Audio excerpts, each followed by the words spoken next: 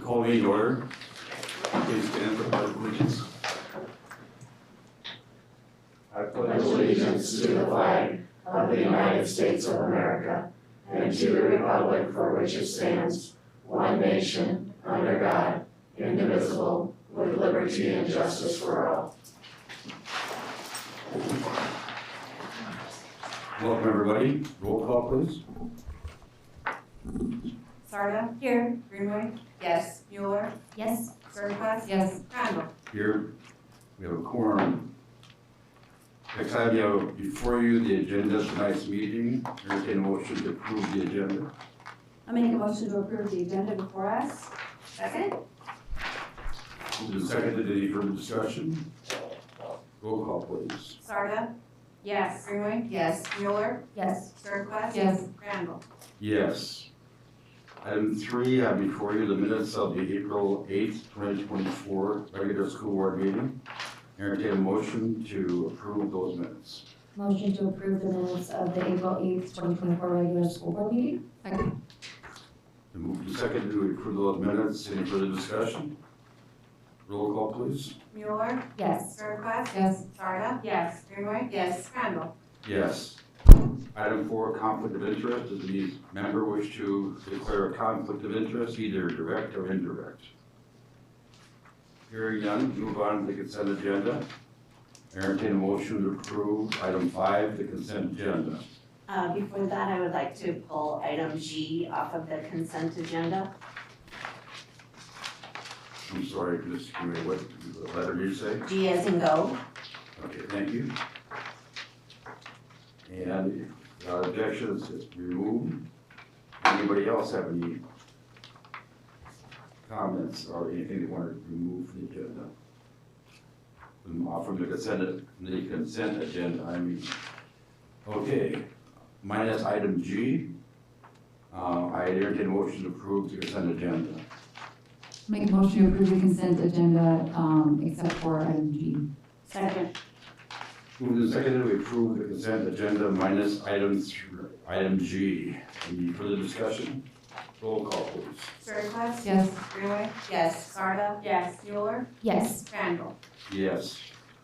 I'll now entertain a motion to approve item G taken off the consent agenda.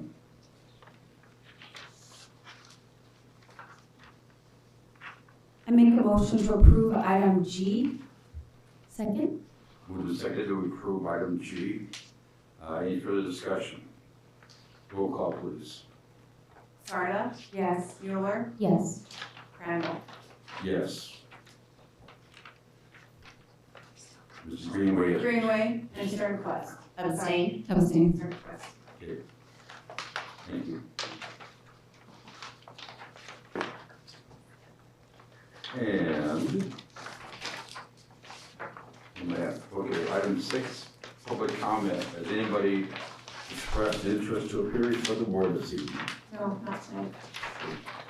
No public comment this evening. In that case, that brings us to our student achievement and good news.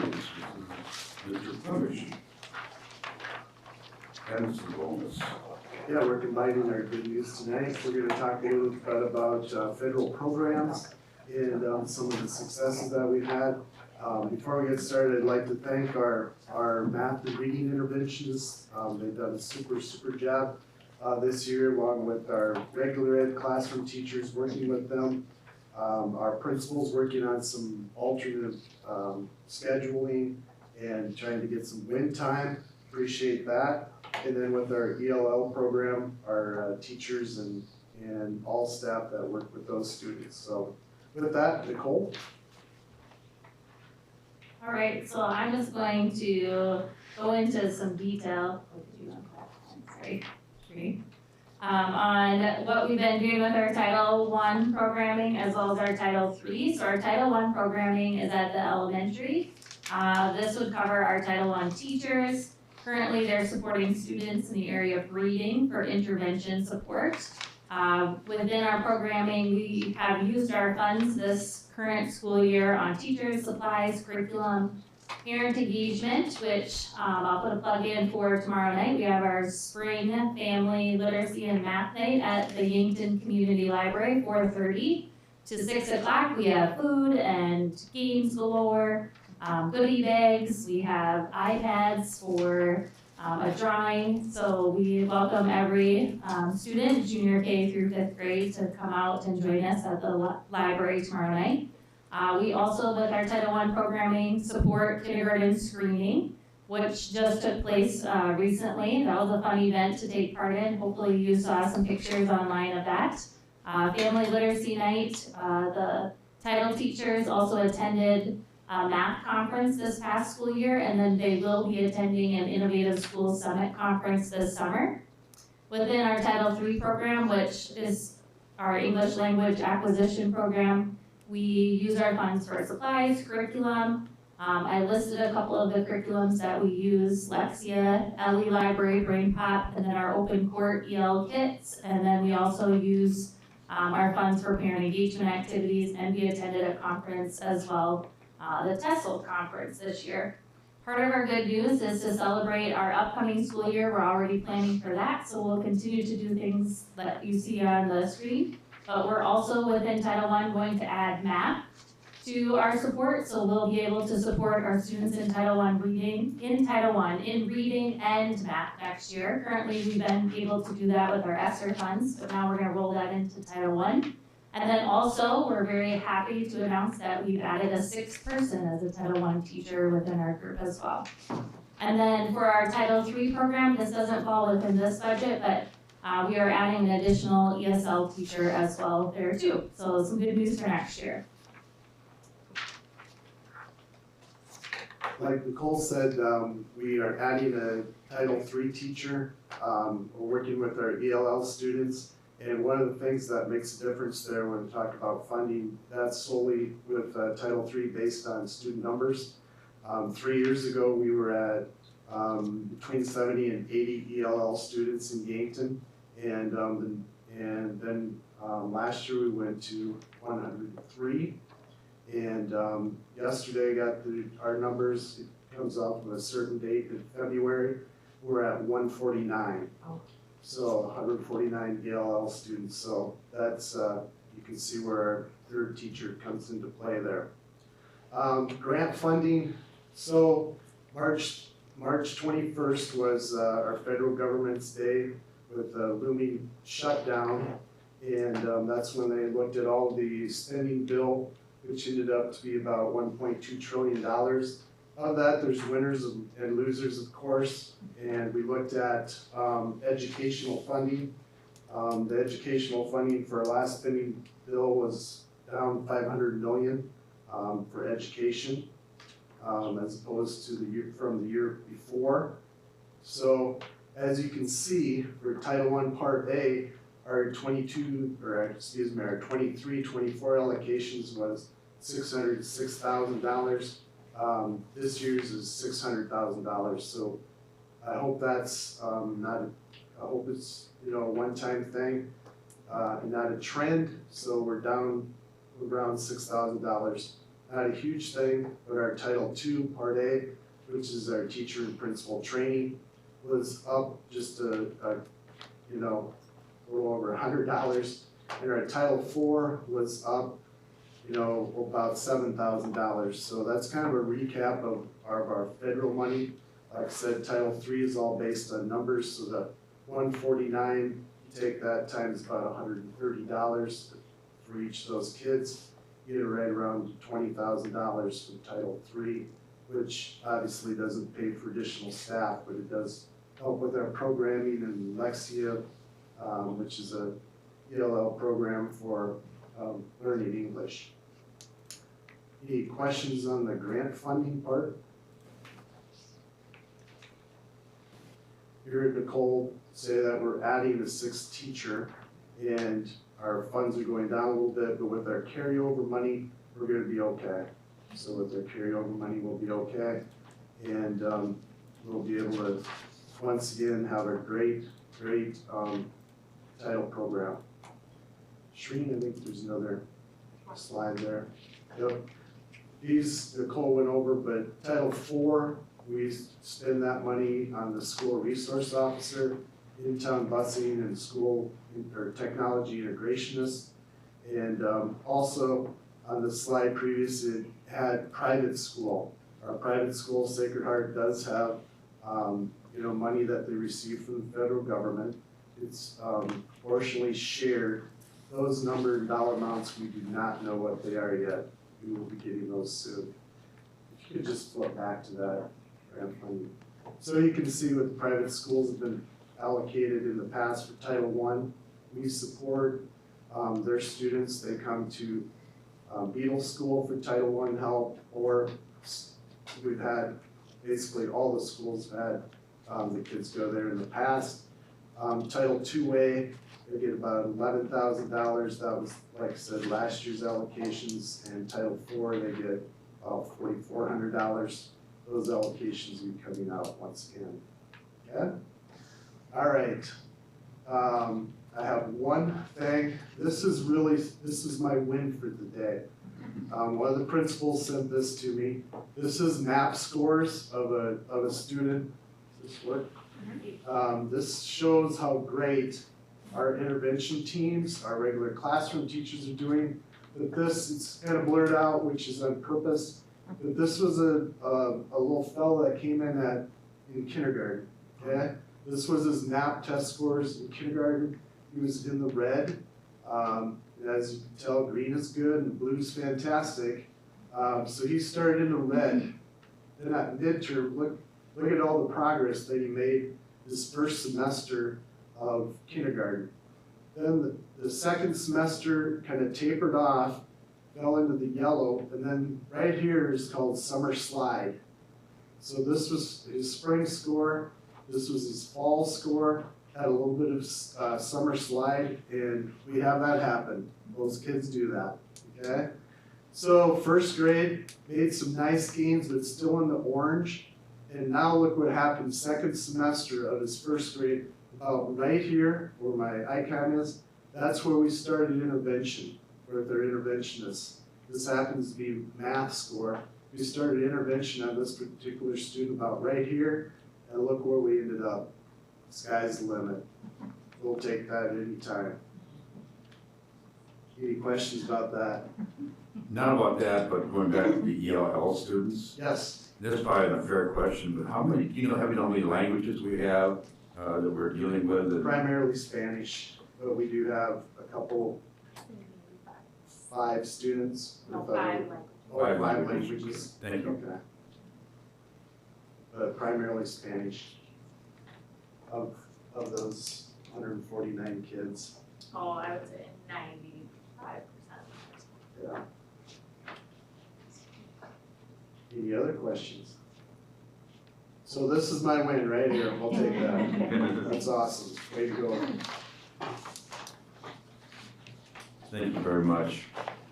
Next up, our strategic plan. To review, our strategic plan is divided into 6 areas: facilities, funding, and school safety, along with family consumer engagement, student achievement, and mental wellness. Tonight, in our May meeting, we'll be dealing with the family consumer, with facilities, funding, and school safety.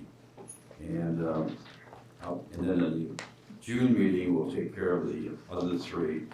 The final approval of the strategic plan will take place in August. All right, that being said, who wants to take over on this one? Oh, there it is. All right. I was gonna point right back at you. All right, so Mrs. Reichen and I were the co-chairs for the facilities committee. And before I talk about our goals, just want to thank those that were on the committee and for their time and their input into this process. They're listed in your paperwork there, but we want to thank our community members, our teachers, school board for helping us round out that committee. Our visioning statement is in its 5-year plan. The Yankton School District has implemented a comprehensive plan for elementary building configuration and renovations and construction. our goal is to implement a comprehensive plan for elementary building configuration and renovations and construction. So, moving along with that, you know, a lot of work was done in our Forward 2024 to get to this point with Trailhead Learning Center. And we're excited for what that's going to bring next year for our students. And we need to have a long-range vision for our other buildings because some of them are aging facilities, and we need to have a plan moving forward for what we do with Trailhead. Do we add on to that? Do we, what direction do we go? So our objectives are, number one, develop a recommendation for grade level or neighborhood buildings. And if you remember a few years ago, we were having that conversation about grade level or neighborhood buildings. So I think for us to move forward with facilities in our next 5 years, we have to go back to that discussion again. Because, you know, if Trailhead, we're able to add on to that and that becomes through first grade, then maybe it looks like a 2 through 5 building or a 2-3 and a 4-5. So making some of those decisions in our 5-year plan would be good. So our action item for that is to organize school and community discussions and committees regarding a grade level elementary school versus neighborhood elementary schools. And we would hire a consultant to help us lead us through that process, somebody that has went through that process in a different community in South Dakota. Objective 2 would be the discussion of elementary school renovations or construction of a new elementary school facility and or in addition onto Trailhead Learning Center. So again, most of these things are not going to be accomplished in the next 5 years, but I think we have to have some decisions made in the next 5 years. So what does it look like in 10 years? Are we renovating? Are we building? Are we looking for funding for those things? And part of our discussion with our committee was we think that there's going to be some grassroots excitement once we have students in our new building. And once they're in there for a year and people are, you know, getting excited for a new building, what that feels like. Maybe they are have students in several buildings. What does that feel like for them dropping off and picking up and doing things like that? So I think that there's going to be some excitement, and we want to be in the new building for a year before we really take action on some of these next steps for our facilities. So, questions about our goals for our facilities and anything that I can help clarify?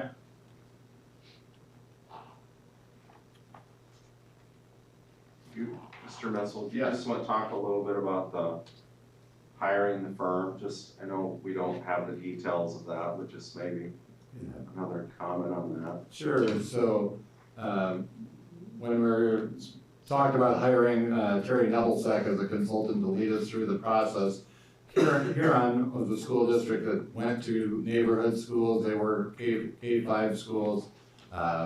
So having his input and, you know, I think some of the roadblocks that maybe they encountered and their successes when they did transition to grade level schools will be important for us to hear.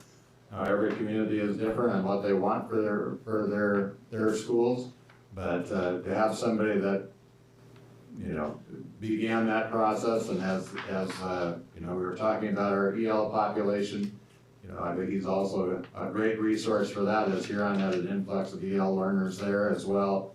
And how do we accommodate for those needs in different buildings? And just think that he'd be a great resource. And he's a retired school administrator and superintendent now, so I believe he would have some time to help us out in Yankton. And I think from what most of us know of him, he's a very good leader and would work well with our community as well.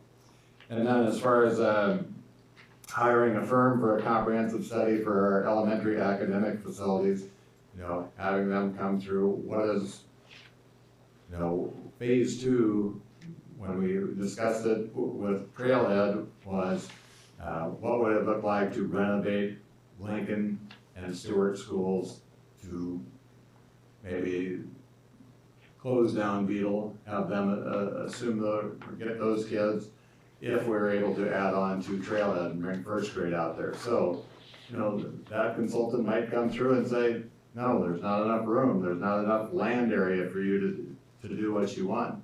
Maybe there is, but it'll be a time where we can go back and look at that. And I think our numbers are constantly changing. We've had some nice increases in enrollment. So as we get 3 more years down the line and we're looking at these things, it'll be interesting to see if we continue to grow with enrollment, and that will certainly play into whether we can fit all these bodies in 3 schools or if we'll need 4 schools. Anything else that you'd like clarified? Thank you. Thank you, interesting times. I'm gonna watch it. Kilo, funding? Yeah, funding. So one of the other areas, as Mr. Crandall pointed out, was funding. And I too would like to thank our committee members, which are listed on the screen up there, for their participation. And I also want to go over our goal, which was to secure ongoing local and state funding for 21st century learning needs, highly qualified staff, Beadle, Lincoln, and Stewart Elementary School facility improvements, and also to continue to have a sustainable employee insurance benefit. And all of those areas are centered around funding. I want to go over our objectives, our action plan. And the first one, which you're familiar with, which is going to sound like it's being repeated, and it is, because we will need to continue our opt-out in 4 years. And remember, we just did a renewal, but by the time we get to this first objective that's listed up there, that will be the fall of 2027, which we will be in our 4th year of our 4-year renewal that we will be starting the next fall. The second item, and I will again lead that as superintendent, educating the public and doing meetings with parents and community members and businesses. And I thought what we did this last school year really worked well.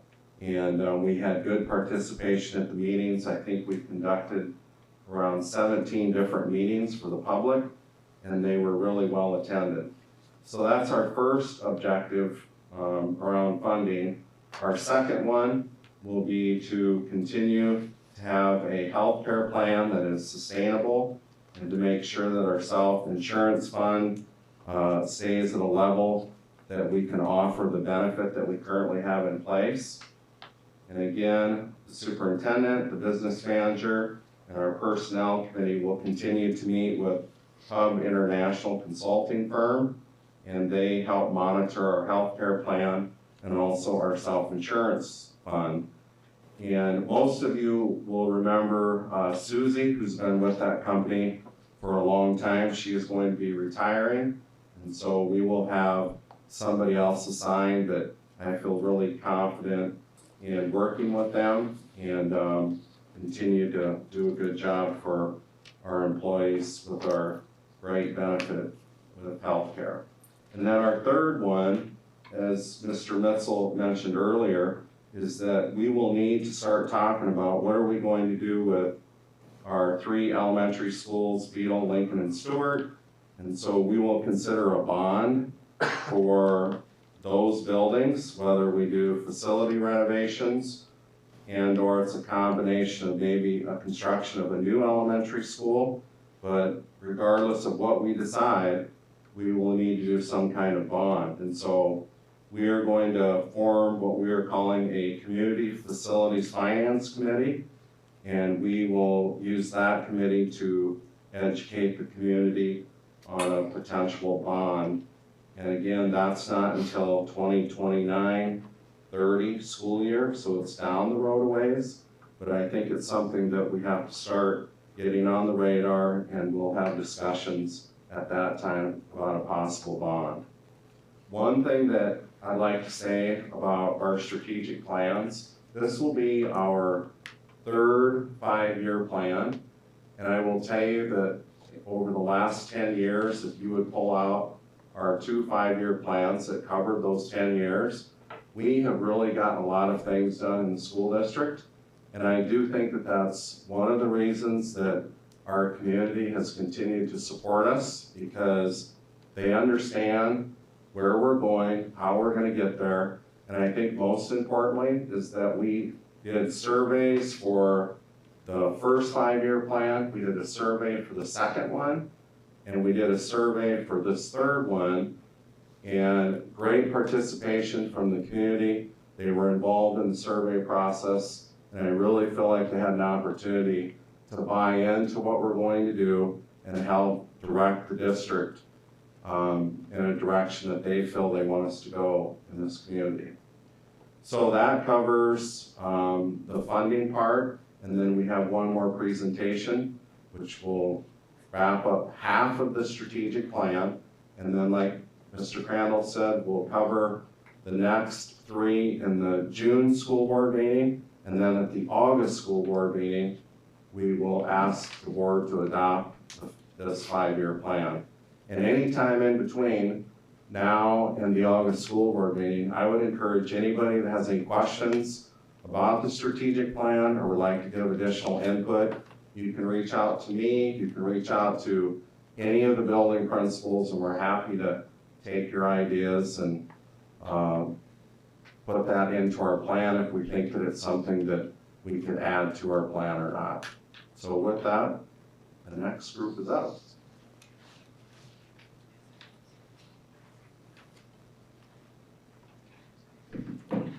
Good evening. I, along with Mr. Campbell at the high school, have co-chaired the school safety components of the strategic plan. And along with those other community members and committee members there, I'd like to thank them. Of course, we're gonna have some change there going into next year. Mr. Striley and Mr. Decker, as incoming secondary assistant principals, will be joining our school safety committee team, which then has good representation at all 3 levels of our district, so that is a positive.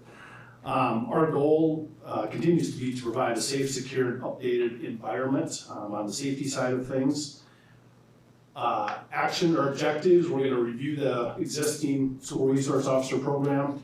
That's something that has come a long ways when you look at Dr. Kendall referencing our last 2 strategic plans and where we were at 10 years ago, and we went from 1 to 2 and continue to look at other avenues. And so when it says continue to explore funding grants with other agencies, local, state, and federal level, that's what we're talking about there. How can we sustain, and maybe do we need to look at other areas? And that goes back to that first action item, track incident data to guide safety needs. You know, what are we seeing? What are the numbers? Get that information to our school resource officers and administration to work together to make sure we're keeping everybody safe. Objective item 2, provide stakeholders with information on student safety. School resource officers, administration, and counselors provide information on current student safety issues through safety forums, newsletters, electronic means, or other forms of communication with student safety teams. It's evolved in a lot of different ways. I know at some of the secondary conferences, things like that, they maybe have an informational table for parents to check out. Sometimes we push things out. We're discussing some other ways as we move into next school year to better communicate. You know, we communicate well, but we can always do better, so we gotta find ways to get that information to our stakeholders and specifically our parents. And so we will continue to work on that. As technology and other means evolve, we will continue to evolve in that area. Third objective, provide staff training and practice implementing safety plans. Train staff on all the plans. We have flip charts that kind of guide some of those, you know, that we have the more in-depth detailed plans, but we also have some quick and easy, especially, you know, things like substitute teachers or that nature, that you want that information to get to people that need it very quickly. Those will get updated, and we'll continue to do that. I do want to note the practice of the YSD reunification plan. We do have an existing reunification plan and have for some time. However, we are taking a good hard look at this. And I know some of us maybe think worst case scenarios or things like that, but there's a whole host of reasons why you might need a reunification that all of them aren't the really bad stuff. And we just want to make sure we are fully ready for whatever the situation that arises during the day. Of course, there are some components of that we want to be ready for some of those worst things as well, but we're going to look at that, and then that action item below also ties into that. You know, as we've looked at software or evolution of the technology side, how can we make, leverage that and use that to our advantage as we keep kids safe? And if we do things like reunification, how can that play a positive role in that process? I would note, we did, Officer Olson, Mr. Decker, and myself had a chance to attend the school safety conference recently in connection with moving some of these forward. And this isn't the first time that's happened, but they're talking about this best practice, that best practice, and we kind of catch each other's eyes. And we had the conversation on the way home from it. Like, we have really, really good things in place. And when you go to national conferences and things like that, and they talk about best practices, we're doing really well in those areas. However, can we get better? Yes, and that's what we're looking to do. So it's reassuring from that standpoint to get some of that feedback, but it also can highlight some areas that we can get better. Questions on any of that? Mr. Best, I don't mean to put you on the spot because you may not know the answer, because I certainly don't. But I'm wondering, so say along the line with school safety, say we have a crisis at school, we have a school shooter, heaven forbid, or multiple students are injured or killed in a car accident or whatever. Do we have a crisis plan in place? Maybe one counselor can answer this. That would call to action our counselors, plus perhaps political and community counselors and so forth. She's nodding her head yes, so that would assume. Yeah, yes, we do. We have crisis plans, we have crisis teams for buildings, and of course, you might have an affected building, and then you have support teams that are gonna come from other places, some in district, some with partnerships we have in the community. And that also is important. We've had those discussions because when you talk about reunification, that absolutely is a community partnership type situation. And so we will be looking to make those partnerships, and we already have those partnerships, but continue to extend those into that process because there is going to be a mental health component to those types of situations. Excellent. Any questions? Thank you. One thing that's remarkable to me is how interrelated all these areas tend to be. Especially when you get to funding and facilities and that kind of thing, how much they intertwine with each other. Okay, we'll be discussing the other three items at the June meeting, final decision made at the August meeting. And next up, we have there's no action taken tonight. Now we have school lunch. Our summer food program, to be specific. Thank you. I'm Laura Haratic, Child Nutrition Director, and I am just going to talk a little bit about our upcoming summer food program. We're excited to offer the summer food program again this year at all three sites. We're doing Webster, Stewart, and middle school. Our first day of summer food starts June 3rd, so just a couple weeks after school gets out. And then we will continue summer food through the August 2nd. Just a few hours, and these hours we posted, we have a summer food Facebook page, and we also will post them on our district Facebook page and our district website. But Webster will be open from 11:15 to 12:15, and then Stewart and Middle will open from 11 to 12:30. And we've got some great partnerships this year, especially like Boys and Girls Club. They'll come over to our sites. They'll come to Stewart and Middle. And so we're really, really happy to work with them. We have some great things planned this year as well. I've reached out to Jessie Bailey, the new director at United Way, to continue our Big Red Bookshelf. We have that at every site, so kiddos can pick out some great books to take home. Also, snack packs will be available all summer, or every Friday all summer. And the snack pack, for those of you that don't know, it consists of fresh fruit, shelf-stable juices, snacks, and entrees for the weekend, because we all know that nutrition needs to continue on the weekend as well, not just during the school week. And we are also excited to be collaborating with the Yankton Community Library again this year with their summer reading program and promote both of our programs. So the library has some great fun things happening this summer, so we're excited about that. Coming from a bookie, it's nice to be a part of that learning process as well. But, so that's all I have, and I'm working on a couple of fun ideas, but, as a side note, this will be a bittersweet year for those of us that have done summer food for a while. With this possibly being Webster's last year at Tallest Summer Food Site. When Sandy Kramer started the program a little over 17 years ago, we started at Webster. So it's a fun site, we always love having it at Webster, but we're sad to see that one go, but we're excited that there's new opportunities to come, so that's all I have. Anybody, any questions on summer food? Just one question, did you say that the Boys and Girls Club split and go between middle school and? They do, they have, the center comes to middle school, because, they just walk right over. But they also do an academy at Stewart, which is for like younger kiddos. And so they just walk through the building and come eat with us at lunch.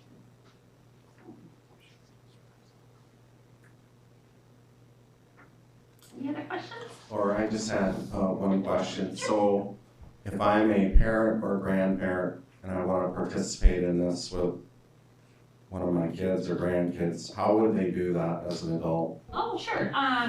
So the summer food program is free for everyone 18 and younger to come grab a lunch, and not grab a lunch, but we're back to in-person dining. So we're serving meals, but adults can eat as well. It's $4.90 for each adult meal, and we take cash or check right through the lunch line there. So yeah, it's a great program. We have a lot of adults that come and eat with their kiddos, so it's kind of fun. And we, as child nutrition workers, we love summer food because it's really more relaxed. We can spend some time with the kiddos, and it's, everybody that works it enjoys it. So we're excited for our summer.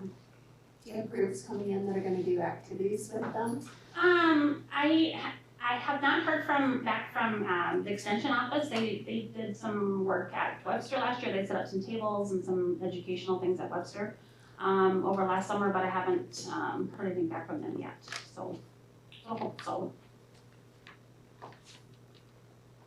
Thank you. Thank you very much, Laura. Next up, the class rank policy. I gotta say this, I take a personal interest in this because I wrote the old class rank policy back in the late 80s, I think. So it's been around for a long time, and so I don't think I'm married to it in any way. So we have a really good policy in place. I am sure. We just have a few little tweaks that go on with it. Okay, I'm gonna Like say. to make a recommendation for it. Oh, no. My feelings are very hurt a little bit. So, thank you. Tonight, we're coming forward with just a recommendation for a policy amendment under our students with class rank. Our Yankton High School Counseling Office, along with the support of the Yankton High School department heads and our administration, recommend a policy amendment for this part under class rank for the 24-25 school year and beyond. We have some rationale below here. I'm going to turn it over to the two high school counselors that will kind of share some of those rationales and some of the things with some of those little tweaks that we have within this policy, so forth. So Mrs. Amy Reyes and Mrs. Jennifer Kirshner are high school counselors. Thank you. So as you can see on that first rationale point, right now the language states that the GPA bumps would not be applied until after the 8th semester, which is after graduation. So we would not be able to have anyone graduate with the highest honors, with Magna and Summa distinction, because they would have to get those bumps after graduation. Rationale point number 2 is, we're ever changing, ever evolving, and our students are making really sound post-high planning decisions. And sometimes that requires only taking one semester of an AP course. Under the current policy, they would forfeit that entire bump. So for example, if a student only wanted to take one semester of AP Art or AP Calc, they would forfeit their entire bump. In this way, they are recognized for taking even a semester class if they decide it's in their best interest to maybe cross that AP course off of their college plan and then take something like the internship. I'd say it's a really popular offering that a lot of times students want an internship in their second semester.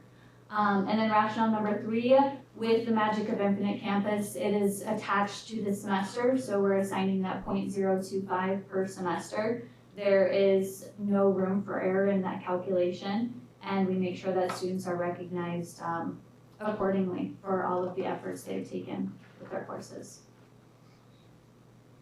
Any questions with this?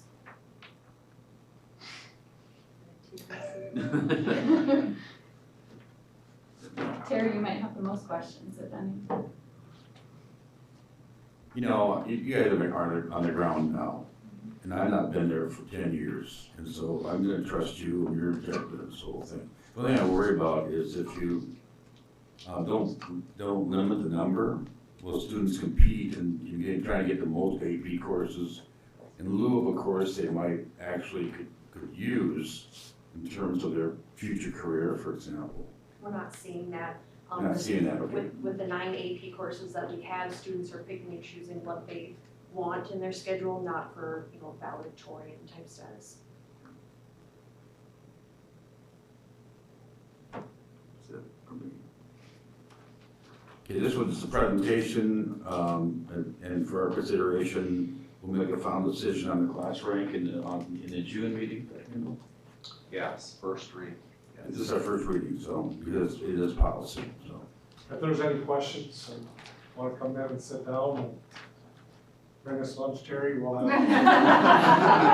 Please do. What? Thank you. Thank you very much. Item 11, School Finance 101, Shereen. So in front of you, you have, first we'll go over the expenses, the preliminary 2024-25 preliminary budget. And these are the expenditures for the fiscal year 25. We've had many meetings, budget meetings. This will cover the general fund, capital outlay, special education, impact aid, food service and concessions. You go down, they're by subcategory, so subtotal instructional is $14,421,196. Then it's split up between, the next category is the supporting services, which is $12,044,800. And then you have your federal or your special programs or federal programs. And so that equals a total of, for general fund, $27,655,297 for the budget next year. And the same categories in the capital outlay.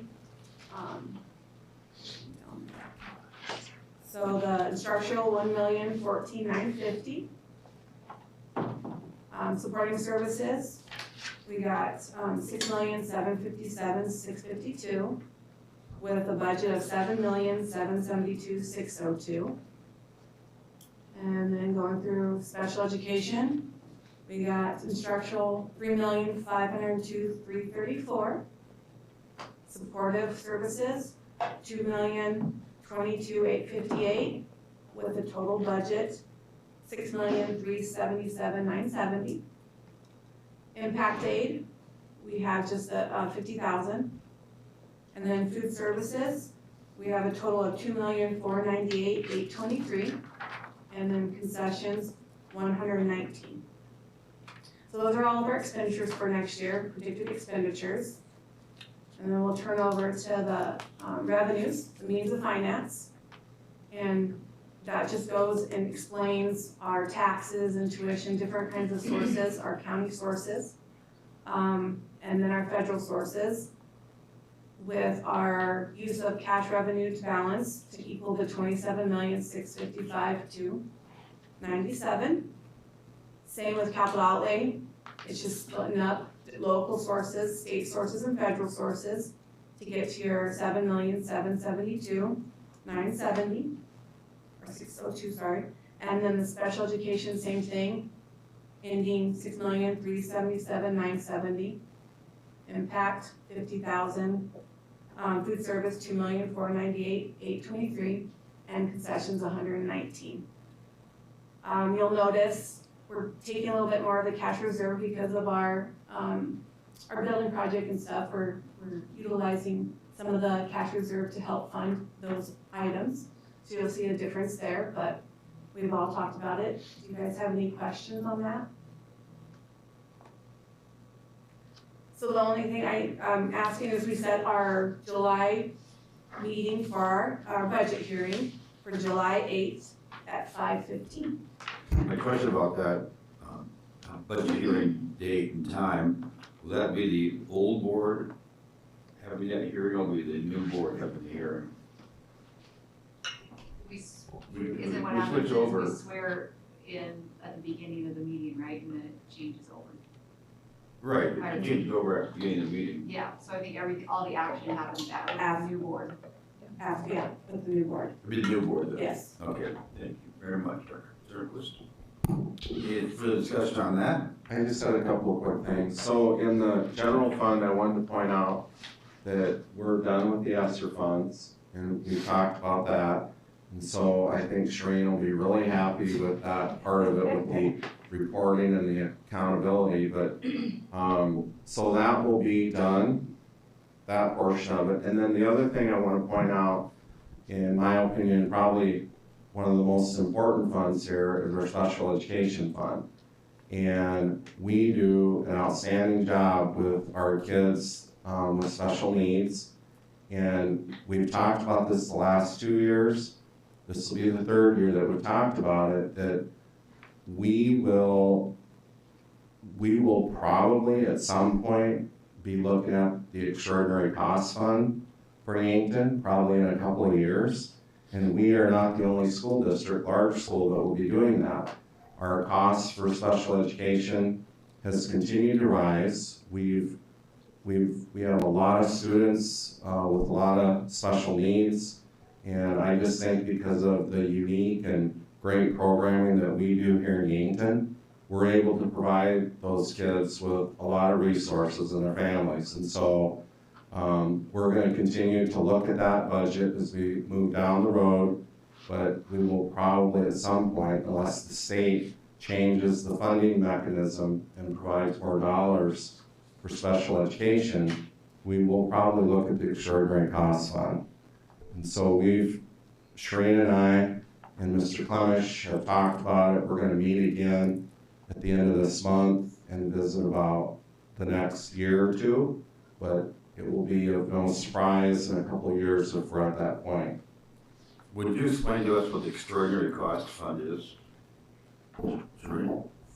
So your fund balance has to meet pretty much almost a negative before you can even apply for it. In April, it opens up and it's an application, you have to prove to the state that you need extra assistance because it's more and more small, medium, large schools, they're all dealing with the same situation, but you have to nearly go into the red before you can even get to that point. So it almost, we'll have to go almost all the way down, and then in April, time it right to where we can then apply for it, because it only opens up the month of April. And then they approve it accordingly. You kind of give your, state your reasoning. I mean, you have to list everything out of what your costs are and what your students and everything, you have to go in detail, and then they award it from there. But it is a process, you almost, I mean, you really have to go down to a negative number before you can even apply. So it's across the board, it's not just one fund, it's the entire, It's the SPED budget. Just a SPED, It's just okay, a the SPED SPED budget and Okay, thank you. yeah. Okay, entertain a motion to set the hearing date and time for 5:15 and July 8th, 2024 at the admin building. Motion to set the budget hearing for 5:15 PM on July 8th, 2024 at the administration building. Second. It's been moved and seconded, we set the budget hearing for that date and time. Any further discussion? Roll call, please. Greenway, Yes. Sternquist. Yes. Sarda. Yes. Mueller, Yes. Randall. Yes. Entertain a motion to adjourn. So moved. Second. Any further discussion, all in favor, keep on saying aye. Aye. Opposed? We're adjourned.